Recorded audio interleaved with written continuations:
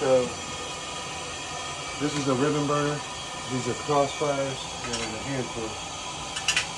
And it's just propane and air.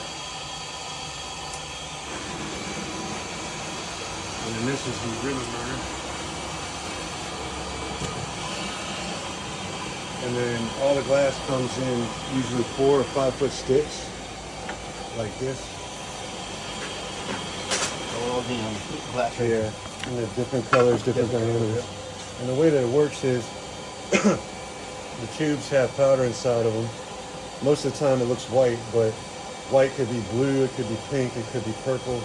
But there's phosphorus, it's rare earth phosphorus. And then what it is when you put the argon gas, which is blue, or neon, which is red, when a combination of the powdered phosphor inside creates whatever color you're trying to achieve. So you could take like, you would think white and red would make pink, but it makes more like a red-orange. What makes pink is blue pump red. And then purple pump red makes a good pink, but it doesn't last. And it tends to change color over time and become more of like a red turquoise, like a I don't know, magenta. And then if you take this and pump it red, it'll kind of make an orange color. Green pump red makes orange. But red is actually neon itself. When you see red in clear glass, that's actually just red gas, just natural red gas. So every time we do it, we use a blow hose and a cork. So I stick the hose in one end, and then I use cork in the other. Different diameter glass has different corks. And then I take a glass and I mark what I'm trying to bend.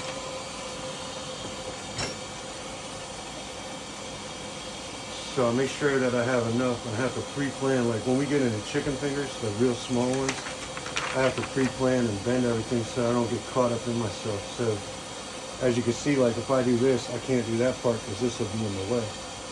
So I'll probably start right here and then mark what I want to bend. And you can't really make sharp bends with a ribbon burner, it's just curves. So I'll bend it to that point. And everything we do, you want to screen because you'll just burn your patterns and start a fire if you don't. And then it's just a matter of evenly heating it and getting it molten hot. But there's like a sweet spot to where it's hot enough or too hot. Because if you get it too hot, it won't keep the diameter. When you go to put a block on or do something, it'll flatten it, it'll burn the screen in. And if you don't have it hot enough, it won't do what you want it to do, and it'll be hard to bend, and it can crack. So, that being said, neon, the way it works is we have to make the tubes, bend them to the shape we want, put all the pieces together to make whatever we're making, and then it has to be perfectly sealed. Now, I'm using minimal pressure blowing. And this is called a non-asbestos block, but we use that to flatten it because we want everything to be flat on the same plane.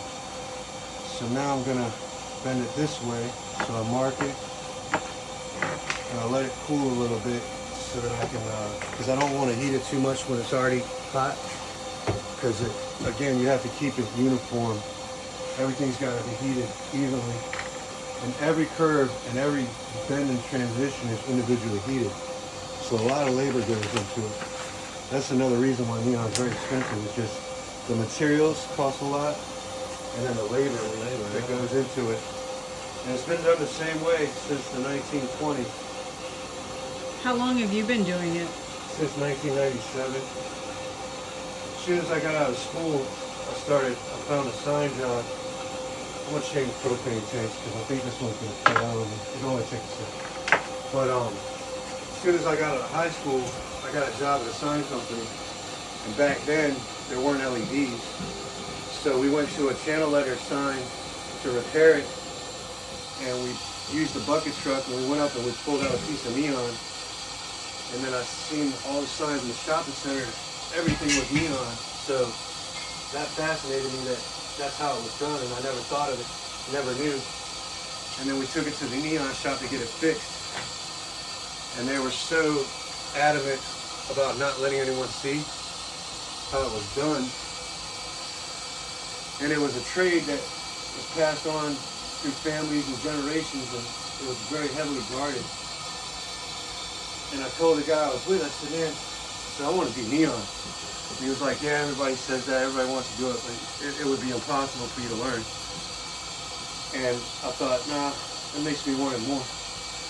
And then I worked with his son, and the neon we were getting wasn't very good. So I ended up breaking a lot of it because it was poorly crafted. And I ended up losing my first job at Admiral because I broke the same piece of neon like 3 times, but it was because of who made it. They did cold welds, but at the time I didn't know what I was doing. You know, I didn't know it was bad glass, because I wouldn't even handle it. I just set it down and it cracked. And it happened 3 times, and the boss got mad, and then I just said, screw it. But then that made me, I was really upset that happened. And I was like, man, I gotta get this. So I went to another sign shop, and they actually had a neon shop there. And I just started hanging out in there and trying to get somebody to show me something, and I just watched everybody. And then I finally learned, I had the opportunity to learn how to film with gas. So I learned that in a day. First day I was pumping out units like nothing. And then after that I instantly started messing around with it and learning how to make these bends. And it came natural for me. But I've seen people struggle with it and try, but I guess it's like they say, if you want something bad enough, you're just gonna get it. So then after that I started learning, I bought all the books on it, read it, worked with people that have been doing it forever. Now you see why they So can't you pull didn't go somebody to off the school street or and do this. anything, you No, just... I just got into it. Just went right in and jumped in. And there's not a lot of people that do neon anymore? Not anymore. I'd probably say in the whole United States, probably only 50 people. Wow. And I probably know all of them, but none of them are local. The only ones that are local I do use. I have one kid that worked with me when I first started, and he went up to New York and started his own thing, and he still works for me, so he's been doing a lot of stuff. I go up to New York and pick up sets of home. And He does Bob Dylan chicken fingers. He goes to meet some in Delaware. Now you see why it's taking so long, and you just can't hire anybody off the street to do it. Right, right. Because every one of these bends, I've had people in here, put it this way, the kid that's doing it now, it took him 5 years just to learn how to make double backs and border. Like to achieve this bend right here took him 5 years to learn that. Is that a double back? Yeah, this is a double back. So what you're looking for is that when you bend the tubes, you want the diameter to be the same, and you want the radius, you don't want it pinched and kinked. And then anything you look at, you want to be able to see that they're all smooth transitions, that the glass keeps the same diameter, and that they're good used and they're not twisted or bent or kinked.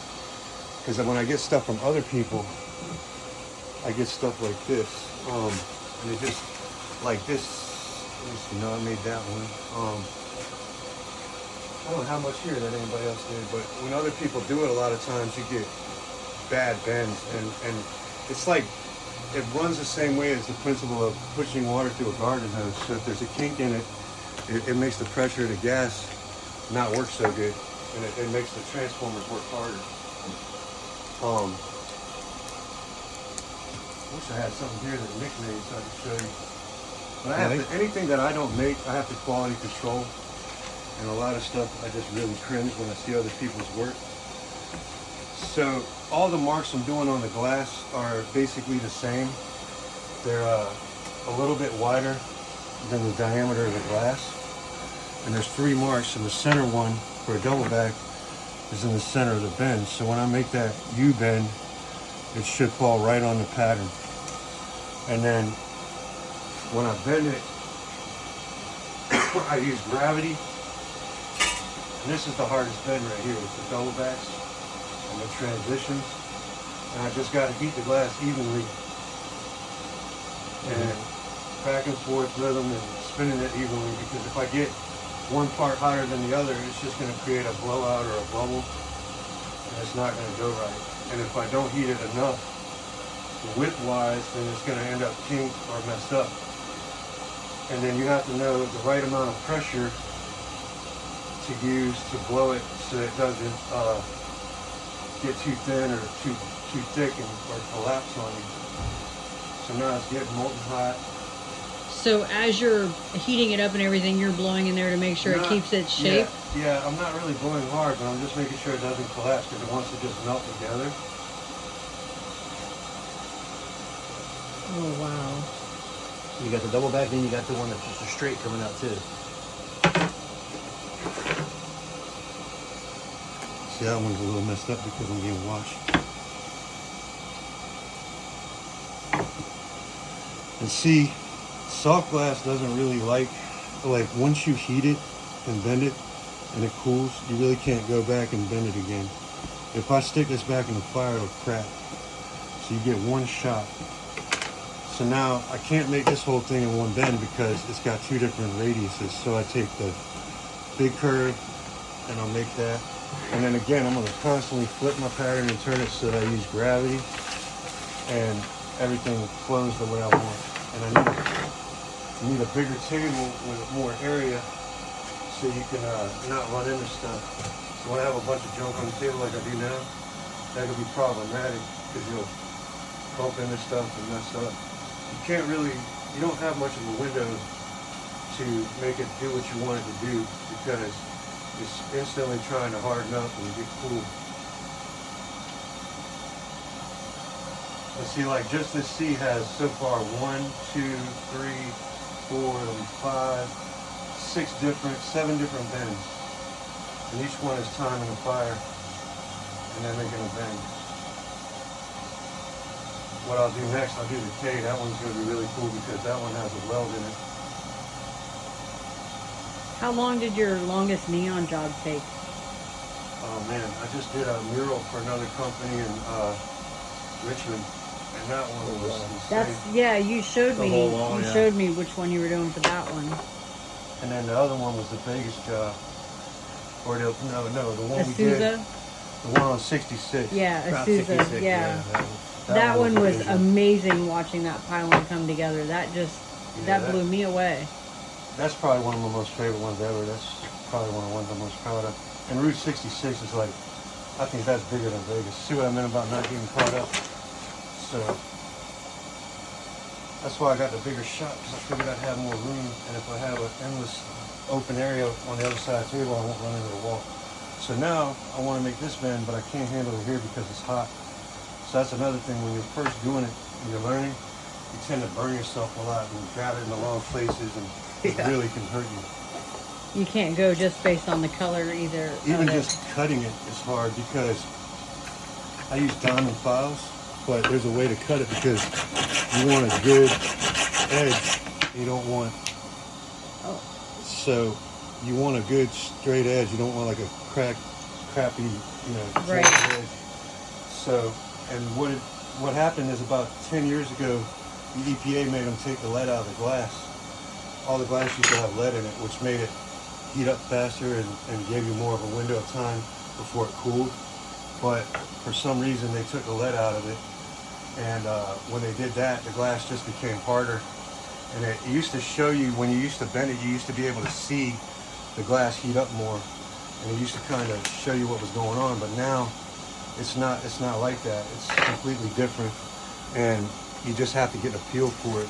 So a lot of people, that kind of had a lot to do with the downfall of neon bending too, because people that had done it for years, they didn't understand what was different. But I figured it out. You just got to get it hotter, and it takes a little bit longer to heat it up. But it actually, I've gotten so used to it that it's not the same when I bend the other stuff. It seems harder. So most of the sticks are marked with what they are. Mm-hmm. You see on it says lead free.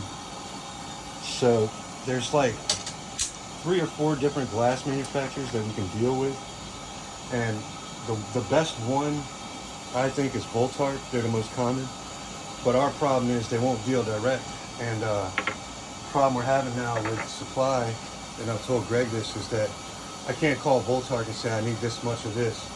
They won't deal with it, so they won't deal with us direct. They want to go through the distributors, so they want me to go through Glance. Well, Glance won't. They won't fill an order for Glance until they get like a whole pallet. Yeah. And a whole pallet could be 25, 30, 40. I don't know how many boxes it is, but it's a lot of glass.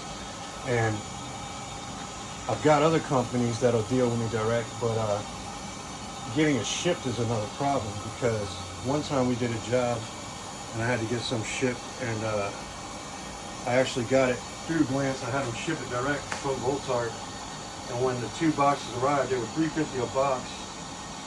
When they both arrived, there wasn't one good piece of glass, and it was all obliterated. So we're talking $700, and I had to get the job done, so I had to reorder the glass. And Glance was saying that they weren't responsible for it, but I ended up, Kathy was good enough to pull some strings and paid for 1 box, and then I paid for the other one, but I lost my ass on that. So when I order it through Glance and I wait for the shipment, it always comes unbroken and they're responsible. So, Yep. but a lot of glass, they don't keep in stock anymore, and ordering it isn't like, it used to be in stock at the main warehouse, and we used to get it, but supply and demand has made that disappear. Do you ever deal with Sign Syndicate in San Diego? I've heard of them. Yeah, I've ordered a few like double boots and stuff from them. So this is the K. And this non-asbestos block is about the only thing that you can use that to keep it flat, because anything else will shock the glass or catch on fire. The glass doesn't like anything cold to touch it when it's hot. It'll crack immediately. And then, Does the temperature outside affect how you do the glass?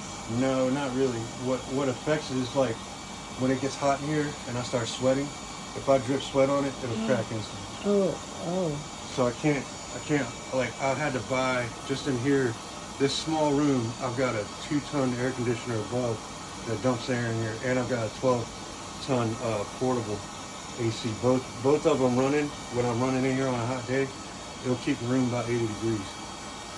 Wow. But I have to shut it down every now and then because I gotta let it cool and catch up. Yeah, because you're putting heat into the room while trying to make it. and then- Yeah, you're defeating the whole purpose of what AC is for. Yeah, and it's just the AC is like, what the hell is going on? It's nothing. The thermostat's constantly showing a rise, and the AC will only put out, like I heard, it's like 2 to 10 less than what it is. So